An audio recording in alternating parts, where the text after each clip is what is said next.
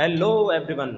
आज की क्लास में हम आपको एडमिशन ऑफ पार्टनर की थर्ड क्लास करवाने वाले हैं, जिसमें हम आपको revaluation account, partners capital account और बैलेंस शीट के बारे में समझाएंगे।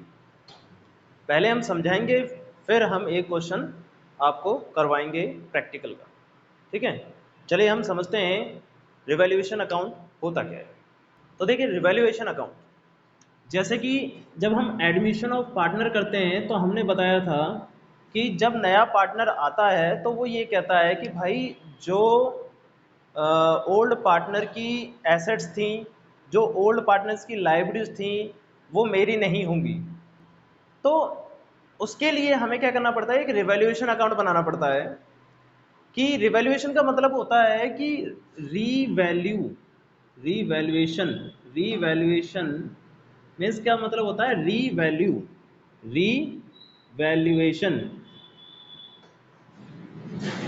यानी कि दोबारा से क्या करना, उसका वैल्यूएशन करना। किस चीज का वैल्यूएशन करना? एसेट्स का और लाइबिलिटीज का। लाइबिलिटीज और एसेट्स का दोबारा से क्या करना, वैल्यूएशन करना कि assets at the time of admission of partner कितनी है और liabilities at the time of admission of partner कितनी है। अब देखो, नॉर्मल सी बात है कि अगर एसेट्स आपके पास बैलेंस शीट में 50,000 की थी, बैलेंस शीट में एसेट्स कितने की थी, 50,000 की थी। अब at the time of partner जो ये 50,000 की एसेट्स है, इस पर डेप्रिसिएशन भी लगेगा, तो इसकी वैल्यू हो जाएगी 45,000। एज्यूम करते हैं कि इसकी वैल्यू हो गई आपके पास 45,000। तो यहां पर आपके पास क्या हो रहा है, यहां पर हो रहा है लॉस। कितने का? 5,000 का। तो नया पार्टनर ये कहता है कि भाई ये 5,000 का लॉस मैं तो बियर नहीं कर सकता, क्योंकि जब मैं था ही नहीं तब ये एसेट्स ली गई थी, और जब मैं आया हूं उसकी वैल्यू 45,000 है, और इस साल के प्रॉफिट में पीएनएल अकाउंट में ये 5,000 भी शो होगा, और मुझे भी इसका लॉस बियर करना पड़ेगा। तो न्यू पार्टनर ये कहता है कि भाई मैं ऐसा नहीं कर सकता। तो क्या करेंगे? तो रिवैल्यूएशन में बताया गया है कि जो लॉस अगर होगा तो ओल्ड पार्टनर्स में डिस्ट्रीब्यूट हो जाएगा। यानी कि जो ओल्ड पार्टनर थे उनमें क्या हो जाएगा, डिस्ट्रीब्यूट हो जाएगा आपका लॉस और प्रॉफिट दोनों। तो सीधी सीधी बात यह है कि जब आप एडमिशन करते हो और रिवैल्यूएशन अकाउंट बनाते हो, रिवैल्यूएशन अकाउंट से आपके पास निकल के आता है प्रॉफिट और लॉस। रिवैल्यूएशन अकाउंट से आपके पास निकल के आएगा प्रॉफिट और लॉस, और ये प्रॉफिट और लॉस किस में डिस्ट्रीब्यूट होगा, ये हो जाएगा ओल्ड पार्टनर में। ये डिस्ट्रीब्यूट हो जाएगा किसमें, ओल्ड पार्टनर में, इन ओल्ड रेशियो। ये चीज आपको ध्यान रखनी है। यानी कि रिवैल्यूएशन अकाउंट में आपके पास क्या निकल के आएगा, प्रॉफिट और लॉस निकल के आएगा। क्योंकि रिवैल्यूएशन अकाउंट जो होता है आपका नॉमिनल अकाउंट होता है। क्या होता है? Nominal account. नॉमिनल अकाउंट का मतलब होता है एक ऐसा अकाउंट जिसमें एक्सपेंसेस और इनकम आती हो, एक्सपेंसेस, लॉसेस और इनकम आपके जिसमें शो होते हैं, उस अकाउंट को हम कहते हैं नॉमिनल अकाउंट। ठीक है, तो रिवैल्यूएशन अकाउंट भी क्या है, आपका एक नॉमिनल अकाउंट है। इसके अंदर भी आपके पास क्या आएंगे, एक्सपेंसेस और इनकम को हम डिनोट करेंगे, और इससे निकल के आएगा प्रॉफिट और लॉस। जब एक्सपेंसेस और इनकम है तो आपके पास क्या निकल के आएगा, प्रॉफिट और लॉस। और ये जो प्रॉफिट और लॉस निकल के आएगा, ये आप किस में डिस्ट्रीब्यूट कर दोगे, ओल्ड पार्टनर्स में कर दोगे, इन ओल्ड रेशियो में। अब ये तो बात हो गई आपकी रिवैल्यूएशन अकाउंट की। रिवैल्यूएशन अकाउंट के साथ साथ यहाँ पर आपका बनता है पार्टनर्स कैपिटल अकाउंट और बैलेंस शीट भी। तो पार्टनर्स कैपिटल अकाउंट तो ये पार्टनर्स की कैपिटल का अकाउंट है। पार्टनर्स को पैसे मिलेंगे तो इस अकाउंट में आएगा, पार्टनर्स से पैसे लेने हैं तो इस अकाउंट में आएगा।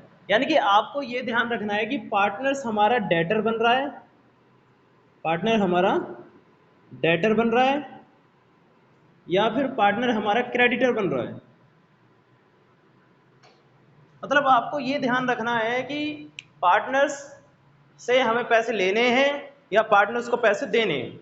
अगर हमें पार्टनर्स को पैसे देने हैं तो वो बन जाएगा हमारा क्रेडिटर, और अगर हमें पार्टनर से पैसे लेने हैं तो वो बन जाएगा हमारा डेटर। ठीक है, अब जब भी आप पार्टनर्स कैपिटल अकाउंट बनाओगे तो पार्टनर्स कैपिटल अकाउंट, कैपिटल का नेचर होता है भाई क्रेडिट का। कैपिटल का नेचर किसका होता है? क्रेडिट का, क्योंकि ये हमारी क्या होती है? लाइबिलिटीज होती है। तो इसका जो ओपनिंग होगा यहाँ पर आएगा, उसे लिखेंगे हम बाय बैलेंस सीडी, जितना भी अमाउंट आएगा, ठीक है। और फिर हमारा जितना भी पार्टनर्स को मिलता जाएगा वो इधर आता जाएगा। जैसे कि पार्टनर्स को क्या क्या मिल सकता है? सैलरी, तो बाय सैलरी, सैलरी यहाँ पर आ गया। और क्या मिल सकता है पार्टनर्स को? पार्टनर्स को मिल सकता है इंटरेस्ट ऑन कैपिटल, तो इंटरेस्ट ऑन कैपिटल यहाँ पर आ जाएगा, इंटरेस्ट ऑन कैपिटल। और क्या मिल सकता है पार्टनर को? और मिल सकता है भाई रिजर्व का पैसा, तो यहाँ पर आ जाएगा बाय रिजर्व। और पार्टनर से ले क्या क्या सकते हैं हम? पार्टनर से ले सकते हैं interest on drawing, interest on drawing, तो इंटरेस्ट ऑन ड्राइंग का अमाउंट यहाँ पर आ जाएगा, ठीक है। और क्या ले सकते हैं पार्टनर से? लॉस अगर हो गया हमें तो to loss on revaluation, loss on revaluation, revaluation से जो लॉस हो रहा है वो। अच्छा, इस तरफ अगर प्रॉफिट आएगा तो प्रॉफिट इस तरफ आ जाएगा by profit on revaluation, profit on revaluation. देखिए ये बस हम आपको अभी समझा रहे हैं, बट इसकी जो जनरल एंट्री होती है उसे भी हम समझाएंगे, क्योंकि इन सब की क्या होती है? जनरल एंट्री होती है। और जनरल एंट्री से अगर आप समझोगे और ज़्यादा बेटर लगेगा। बट एक दिमाग में उतार लो कि क्रेडिट साइड में क्या क्या आएगा? जो पार्टनर्स को हम देंगे, और डेबिट साइड में क्या आएगा? जो पार्टनर से हम लेंगे, ठीक है ना। यानी कि जिस वजह से पार्टनर क्रेडिटर बन रहा है तो क्रेडिट होता जाएगा, और जिस वजह से पार्टनर डेटर बन रहा है डेबिट होता जाएगा, ठीक है ना। और फिर इसका हम बैलेंस निकाल लेंगे। तो ये तो हो गया आपका पार्टनर्स कैपिटल अकाउंट का फॉर्मेट, ठीक है। रिवैल्यूएशन अकाउंट, रिवैल्यूएशन अकाउंट जैसा अभी अभी हमने बताया है कि ये एक नॉमिनल नेचर का अकाउंट होता है। इसमें एक्सपेंसेस और इनकम, लॉसेस, गेन, ये सब आते हैं। तो आपको ये ध्यान रखना है कि रिवैल्यू करते समय किसी भी एसेट्स को, वो आपका लॉस हो रहा है या आपका फ़ायदा हो रहा है। तो जैसे कि मैंने आपको बताया कि इसमें हमारी क्या आती है? एसेट्स और लाइबिलिटीज़ आती हैं, एसेट्स और लाइबिलिटीज़ ये आती हैं। बट एसेट्स कब आती है? एसेट्स का इंक्रीमेंटल अमाउंट आता है। सिर्फ और सिर्फ क्या आता है? इंक्रीमेंटल अमाउंट, यानी कि जितना वो इंक्रीज हो रही है वो आएगा। और क्या आएगा? डिक्रीज अमाउंट आएगा, जितना वो डिक्रीज हो रही है वो अमाउंट आएगा। यानी कि एसेट्स का टोटल अमाउंट नहीं लिखते, एसेट्स का वो वाला अमाउंट लिखते हैं जिसकी वजह से वो बढ़ रही है या जितनी अमाउंट से वो घट रही है, यानी कि डिक्रीज हो रही है। जैसे कि एज्यूम करते हैं, मैंने अभी आपको बताया था कि भाई 50,000 की आपके पास एसेट थी, जो कि डेप्रिसिएशन लगने के बाद आपकी एसेट्स हो गई 45,000 की। तो इसका मतलब आपका इसमें कितना डिफरेंस आया है? 5,000 का। तो रिवैल्यूएशन अकाउंट में सिर्फ और सिर्फ आप 5,000 रुपये लिखोगे रिवैल्यूएशन अकाउंट में। समझ आ रहा है कि नहीं आ रहा? ठीक है। तो इसी तरीके से लाइबिलिटीज के साथ में भी होता है। लाइबिलिटी इंक्रीज कितना हो रहा है और डिक्रीज कितना हो रहा है। जो इंक्रीज होगा और जो डिक्रीज होगा वही आपका रिवैल्यूएशन में जाएगा। अब एक आपको चीज समझाता हूं मैं कि इंक्रीज अगर होगा और डिक्रीज अगर होगा तो किस तरफ आएगा, डेबिट साइड या क्रेडिट साइड। भाई इंक्रीज अगर होगा, यानी कि इंक्रीज क्या हो रही है? एसेट्स। आपकी फर्म में एसेट्स अगर बढ़ेगी तो आपका फायदा होता है या नुकसान होता है? ऑब्वियस सी बात है कि आपका क्या होता है? फायदा होता है। अगर एसेट्स बढ़ती है तो आपका क्या होता है? फायदा होता है। तो यहाँ पर इंक्रीज होने पर आपका क्या हो रहा है? फायदा। और जब भी फायदा होता है, यानी कि जब भी प्रॉफिट होता है, तो प्रॉफिट को आप क्या करते हो? क्रेडिट करते हो। तो increase of assets, increase of assets में आप इसे करोगे क्रेडिट, ठीक है। डिक्रीज होने से आपका क्या होता है? नुकसान। अब आपकी अगर कोई एसेट्स अगर खत्म हो गई, कम हो गई, उसकी वैल्यू कम हो रही है, तो इसका मतलब वो क्या हो गया? आपके पास लॉस हो गया। तो आपका जो लॉस है, लॉस को हम क्या करते हैं? डेबिट करते हैं। तो लॉस को हम करेंगे डेबिट करेंगे, सिंपल सी बात है। इसी प्रकार से लाइबिलिटीज, लाइबिलिटीज अगर आपकी बढ़ गई तो अगर किसी के प्रति आपकी लायबिलिटीज बढ़ गई तो आपका क्या हो गया, फर्ज बन गया। तो फर्ज बन गया तो आपका क्या हो गया, नुकसान। तो आपका जो नुकसान है, नुकसान को आप क्या करोगे, डेबिट करोगे। डिक्रीज, अगर आपकी लायबिलिटीज कम हो गई, यानी कि आपको 60,000 रुपए देने थे, अब 50 ही देने हैं, तो 10,000 का क्या हो गया आपके पास, फायदा हो गया।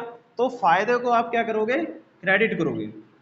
ठीक है, ये चीज ध्यान रखना कि एसेट्स के बढ़ने पर क्रेडिट होगा और एसेट्स के घटने पर डेबिट होगा। अगर आपको ध्यान भी ना रहे तो बस इतना ध्यान रखना कि लॉस अगर होता है तो डेबिट करते हैं, और अगर गेन होता है तो आप उसे क्रेडिट करते हैं। अब मैंने कहा कि आपकी एसेट्स बढ़ती है, आपकी एसेट्स इंक्रीज होती है, तो एसेट्स इंक्रीज होने पर आपका क्या हो गया, फायदा। भाई एसेट्स के इंक्रीज होने पर क्या हो गया, फायदा हो गया, और फायदे को हम क्या करते हैं, क्रेडिट करते हैं।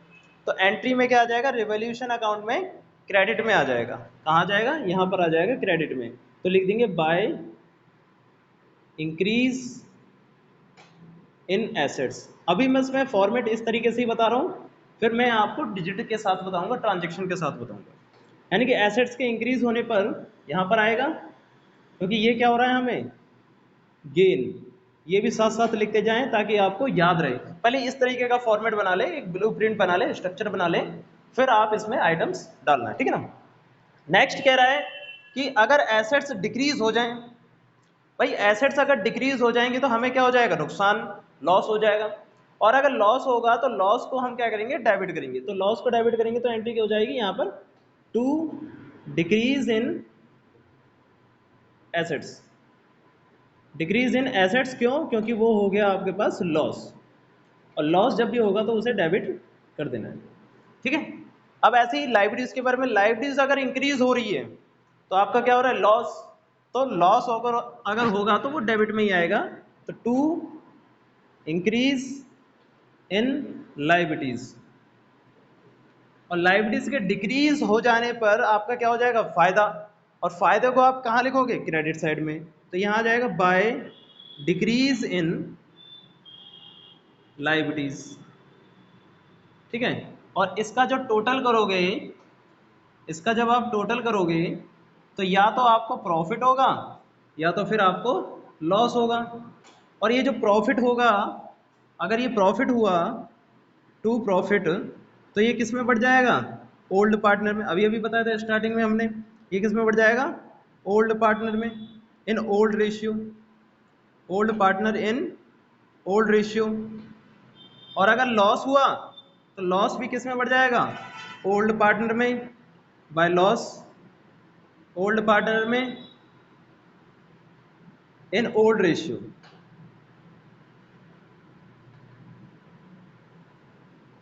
ठीक है, ये आपका फॉर्मेट है रिवैल्यूएशन अकाउंट का।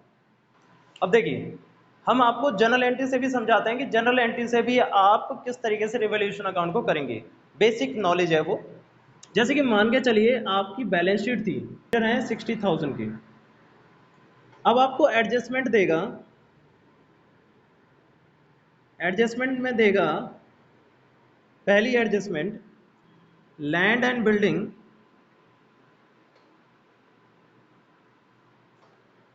is to be increased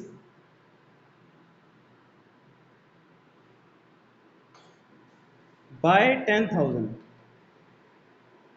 10,000 से आपकी वो बढ़ गई। अब देखो 10,000 से बढ़ गई तो आप क्या करोगे, मैंने बताया था कि रिवैल्यूएशन अकाउंट में सिर्फ इंक्रीमेंटल और डिक्रीज वाला अमाउंट आएगा। तो इंक्रीज कितनी हुई है, 10,000 से, तो रिवैल्यूएशन अकाउंट में सिर्फ ये 10,000 आएगा आपका, ना कि 1,00,000 रुपए आएगा। 1,00,000 से कोई मतलब आपका नहीं है। तो आप क्या करना, रिवैल्यूएशन अकाउंट जो आप बनाओगे, रिवैल्यूएशन अकाउंट आप जो बनाओगे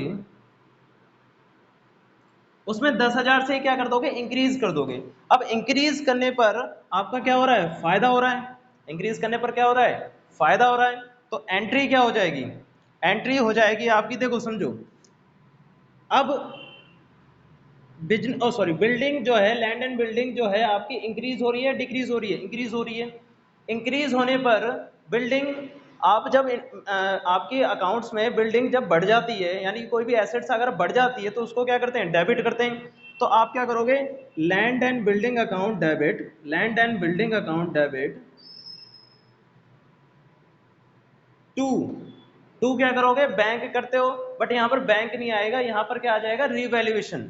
देखो सबसे पहले आपको ये देखना है कि जो चीज है एसेट्स है या लाइबिलिटीज है, एसेट्स या लाइबिलिटीज आपकी इंक्रीज हो रही है या डिक्रीज हो रही है, और अगर इंक्रीज होती है तो नॉर्मल बात है वो डेबिट होती है, और डिक्रीज होती है तो वो क्रेडिट होती है। तो एंट्री हो जाएगी land and building account debit to revaluation.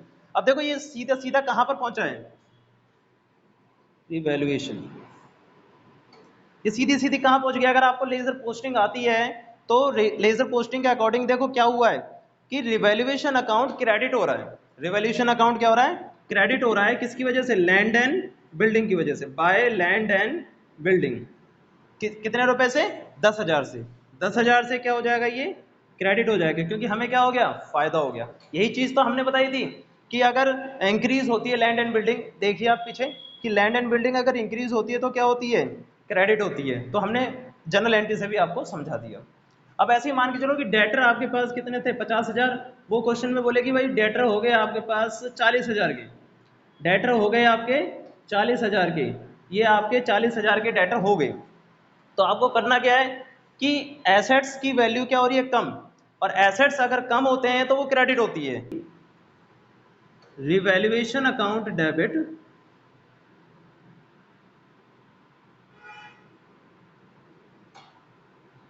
Revaluation account debit to debtor, कितने रुपए से, 10,000 से। कितने रुपए से, 10,000 रुपए से एंट्री हो जाएगी revaluation account debit to debtor. तो रिवैल्यूएशन अकाउंट क्या हो रहा है आपका, डेबिट हो रहा है, तो ये रिवैल्यूएशन अकाउंट है उसे क्या करेंगे हम, डेबिट करेंगे, किसकी वजह से, टू डेटर की वजह से। कितने रुपए से, 10,000 से। समझ में आ रहा है आपको, ठीक है। नेक्स्ट क्या कह रहा है कि क्रेडिटर 60,000 के हैं, एज्यूम करते हैं कि क्रेडिटर आपके डिक्रीज हो गए, वो भी हो गए 50,000 के। तो क्रेडिटर अगर आपके डिक्रीज हो जाएंगे तो एंट्री क्या हो सकती है आपकी, तो नॉर्मल बात है कि अगर क्रेडिटर कम होते हैं तो आप उन्हें क्या कर देते हैं, डेबिट कर देते हैं। भाई क्रेडिटर अगर बढ़ते हैं तो क्रेडिट करते हैं, और घटते हैं तो डेबिट कर देते हैं। एंट्री क्या होगी, एंट्री होगी क्रेडिटर अकाउंट डेबिट टू। अब टू में क्या आएगा, टू में नहीं पता हमें, तो टू में आएगा रिवैल्यूएशन। मतलब जनरल एंट्री के लिए आपको ये देखना है कि चीज इंक्रीज हो रही है या डिक्रीज हो रही है। वैल्यूएशन को क्रेडिट करेंगे किसकी वजह से, बाय क्रेडिटर 10,000 से, ठीक है। मतलब रिवैल्यूएशन अकाउंट बनाते समय आपको ये देखना है कि आपको फायदा हो रहा है या नुकसान हो रहा है। फायदा अगर हो रहा है तो आप क्रेडिट में लिखोगे, नुकसान अगर हो रहा है तो डेबिट में लिखोगे। इतना सीधा सा सिंपल सा लॉजिक है। और अगर आप जनरल एंट्री करना चाहते हैं तो जनरल एंट्री में ये देखिए कि एसेट्स बढ़ रही है या कम हो रही है। एसेट्स बढ़ती है तो डेबिट होती है, और कम होती है तो क्रेडिट होती है। और दूसरी चीज क्या हो जाएगी, रिवैल्यूएशन अकाउंट, ठीक है। तो आज की क्लास में हम बस इतना ही करवाएंगे। नेक्स्ट क्लास में हम आपके लिए एक प्रैक्टिकल प्रॉब्लम लेके आएंगे इसी से रिलेटेड, रिवैल्यूएशन से रिलेटेड, जिसमें हम आपको रिवैल्यूएशन अकाउंट भी बनाएंगे और बनवाएंगे, और दूसरा क्या है कि पार्टनर्स कैपिटल अकाउंट भी बनवाएंगे, और साथ में बैलेंस शीट भी तैयार करेंगे। तो तब तक के लिए बाय बाय।